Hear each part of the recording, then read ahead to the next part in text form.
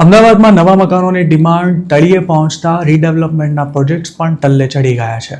શહેરમાં 30 વર્ષથી પણ વધુ જૂની હોય તેવી સોસાયટીઓની સંખ્યા ખૂબ જ મોટી છે. તેવામાં હવે જેમના રીડેવલપમેન્ટના કામ ચાલી રહ્યા છે તેમાંના અમુક પ્રોજેક્ટ્સ ઠપ થઈ ગયા હોય તેવી સ્થિતિ છે. જો સોસાયટી રીડેવલપમેન્ટમાં જાય તો મેમ્બર્સને મોટા મકાન, સારી એમ્યુનિટીઝ અને નવું બાંધકામ મળતું હોય છે. પણ હાલની સ્થિતિમાં જેમની સોસાયટીઓ રીડેવલપમેન્ટમાં ગઈ છે તેમાં રહેતા અમુક પરિવારો ભાડાના મકાનમાં ઘણા લાંબા સમયથી અટવાયા છે, કારણ કે તેમનો પ્રોજેક્ટ ખોરંબે ચડી ગયો છે, જ્યારે કેટલાક કેસમાં કામકાજ હજુ પણ ચાલુ જ નથી થઈ શક્યું. અમારા સાદી અખબાર ટાઈમ્સ ઓફ ઇન્ડિયાના એક રિપોર્ટ અનુસાર હાઉસિંગની ડિમાન્ડ નબળી પડી હોવાથી રીડેવલપમેન્ટનો ધમધમાટ પણ ઠંડો પડી ગયો છે. કન્સ્ટ્રક્શન કોસ્ટમાં થયેલા વધારા ઉપરાંત સોસાયટીના મેમ્બર્સ સાથે અમુક મુદ્દા પર સહમતિ ન સધાતા બિલ્ડર્સ રીડેવલપમેન્ટમાં હાથ નાખવાનું ટાળી રહ્યા છે. પરિમલ ગાર્ડન પાસે આવેલી 2 સોસાયટીઓમાં પણ કંઈક આવું જ થયું છે.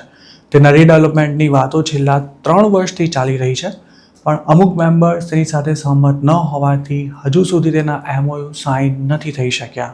આવી એક સોસાયટીના chairman Rajkumar Bhagkade Times of India સાથે વાત કરતા જણાવ્યું હતું કે બિલ્ડરે રીડેવલપમેન્ટનું કામકાજ જલ્દી શરૂ થશે તેવું આશ્વાસન આપતા ઘણા મેમ્બર્સ પોતાના ઘર ખાલી કરી ભાડાના મકાનમાં રહેવા ચાલી ગયા હતા. બિલ્ડરે 1 વર્ષ સુધી તેમનું ભાડું પણ ચૂકવ્યું હતું, પરંતુ કેટલાક મેમ્બર્સે રીડેવલપમેન્ટનો વિરોધ કરતા બિલ્ડરે પ્રોજેક્ટ જ પડતો મૂક્યો હતો. હવે એવી સ્થિતિ છે કે સોસાયટી ખાલી થઈ ગઈ છે, પણ રીડેવલપમેન્ટનું કામકાજ અટકી પડ્યું છે અને લોકો પોતાના ખિસ્સામાંથી ભાડું ચૂકવી રહ્યા છે. આ સોસાયટીઓ હાલ બીજા એક બિલ્ડર સાથે ડીલ કરી રહી છે, પરંતુ તેની ડિમાન્ડ છે કે જ્યાં સુધી દરેક મેમ્બર સાઇન નહીં કરે અને પ્રોજેક્ટનું રેરામાં રજિસ્ટ્રેશન નહીં થાય ત્યાં સુધી પોતે ભાડું ચૂકવવાનું શરૂ નહીં કરે. તો બીજી તરફ બિલ્ડર્સનું એવું કહેવું છે કે આવી સાવધાની રાખવી હવે જરૂરી બની ગઈ છે. Urban redevelopment housing society welfare એસોસિએશનના પ્રેસિડેન્ટ જીતેન્દ્ર શાહના જણાવ્યા અનુસાર હાલની માર્કેટ કન્ડિશનમાં રીડેવલપમેન્ટની પ્રોસેસ પણ ધીમી પડી ગઈ છે. તેમણે એમ પણ કહ્યું હતું કે 20 સોસાયટીએ 1 વર્ષ પહેલાં રીડેવલપમેન્ટ માટે MOU સાઇન કરી દીધા હોવા છતાં પણ હજુ સુધી કન્સ્ટ્રક્શન શરૂ નથી થઈ શક્યું. જીતેન્દ્ર શાહનું એવું પણ કહેવું હતું કે બજારમાં ડિમાન્ડ ન હોવાથી કેટલાક બિલ્ડર્સ માટે સોસાયટીના મેમ્બર્સને ભાડું ચૂકવવું મુશ્કેલ થઈ રહ્યું છે.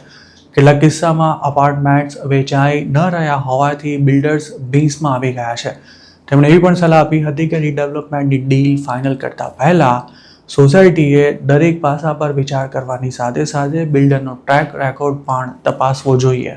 અમદાવાદમાં હાલ 500 જેટલી સોસાયટીઓ રીડેવલપમેન્ટના અલગ ફેઝમાં છે, જેમાં કેટલાક પ્રોજેક્ટ્સ પૂરા થઈ ચૂક્યા છે, અમુક હાલ અંડર કન્સ્ટ્રક્શન છે કે પછી તેમનું પેપર વર્ક પૂરું થઈ ગયું છે.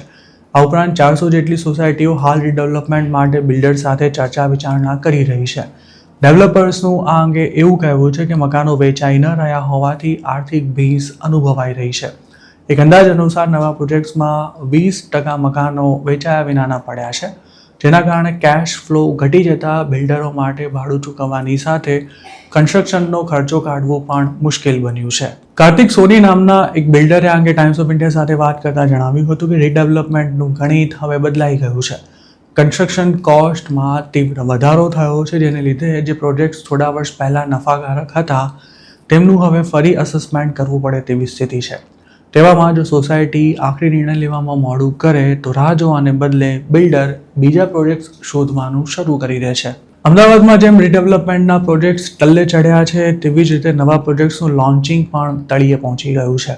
અમદાવાદ મિરરના એક રિપોર્ટ અનુસાર તૈયાર થઈ ગયેલા પ્રોજેક્ટ્સમાં જ ઘણા મકાનો વેચાયા વિનાના પડી રહ્યા હોવાથી નવા પ્રોજેક્ટ્સ શરૂ કરવાને બદલે બિલ્ડર્સ તૈયાર માલ વેચવા પર વધુ ધ્યાન આપી રહ્યા છે. આ જ કારણોસર આ વર્ષે રથયાત્રા પર કોઈ ખાસ નવા પ્રોજેક્ટ્સ લોન્ચ નથી થયા. પ્રોપર્ટી એક્સપર્ટ્સ તો એવું પણ માની રહ્યા છે કે કોવિડ બાદ 2026માં પહેલીવાર પ્રોજેક્ટ્સ લોન્ચ થવાનું પ્રમાણ આ હદે નીચું રહ્યું છે. મોટાભાગના બિલ્ડર્સ હાલ સ્કીમ પૂરી કરવાની સાથે બનીને તૈયાર હોય તેવા મકાનો વેચવા પ્રયાસ કરી રહ્યા છે, ત્યારે બાકીના માર્કેટ સેન્ટિમેન્ટ સુધરે નહીં ત્યાં સુધી રાહ જોવા માંગે છે. બિલ્ડરોને એવી આશા છે કે નવરાત્રી અને દિવાળીની સિઝન સુધીમાં સ્થિતિમાં સુધારો જોવા મળી શકે છે.